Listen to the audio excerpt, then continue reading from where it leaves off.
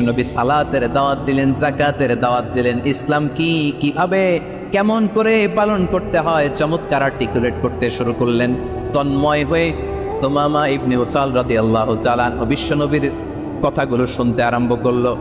একদিন নয়, 2 দিন নয়, টানা 3 দিন বিশ্বনবী সুমামার কাছে ইসলামকে প্রেজেন্ট করেছেন, উপস্থাপন করেছেন। আওয়াজ করে বলেন, কয় দিন? 3 দিন। 3 দিন মসজিদে নববীতে বাধা। আর সাহাবীদেরকে বললেন, তার খোঁজ খবর নিও, তোমরা যে রুটি বানাও এর মধ্যে সবচেয়ে ভালো আটার রুটিটা তারে দিও, সবচেয়ে রিফাইন্ড খেজুর, যেটা পিওর খেজুর, এটা তারে দিও। আর বিশ্বনবী নিজের ওট থেকে দুধ দহন করে ওনার বাড়ির এক কর্মচারীকে বলেছেন, দুধ দহন করে সুমামার জন্য নিয়ে যেও। সুবহানাল্লাহ পড়বেন না?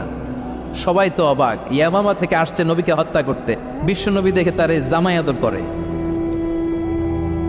তাকে মজার মজার খাবার দিও, দুধ দিও, আদর আপ্যায়ন।